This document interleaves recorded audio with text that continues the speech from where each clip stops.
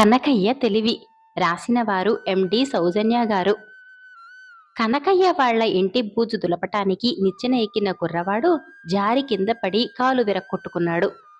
అయితే వాడు ఆ నిచ్చెన భుజాన వేసుకుని కుంటుకుంటూ గ్రామ పెద్ద దగ్గరకు పోయి, అయ్యా, కనకయ్య గారు ఎంత పనికి మాలిన ఓటి నిచ్చెన ఇవ్వపట్టే జారి కింద పడి కాలు విరక్కొట్టుకున్నాను. కాలు నయం చేయించుకునేందుకు ఖర్చులకు కాను నష్టపరిహారం ఇప్పించండి అన్నాడు. గ్రామ పెద్ద కనకయ్యను పిలిపించి పనికుర్రవాడి అభియోగం గురించి అడిగాడు.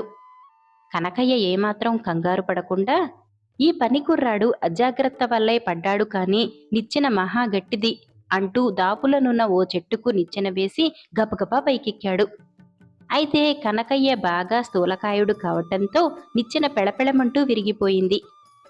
ఇప్పుడేమంటావు అన్నాడు గ్రామ పెద్ద కోపంగా. నా అంత స్థూలకాయుడు ఎక్కడం వల్ల కదా నిచ్చెన విరిగింది. ఈ కుర్రవాడెక్కితే విరగలేదు.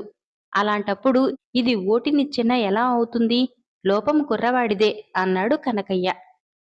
గ్రామ పెద్ద నష్టపరిహారం ఇవ్వనవసరం లేదని తీర్పు చెప్పి పనికుర్రవాణ్ణి గట్టిగా మందలించి పంపేశాడు.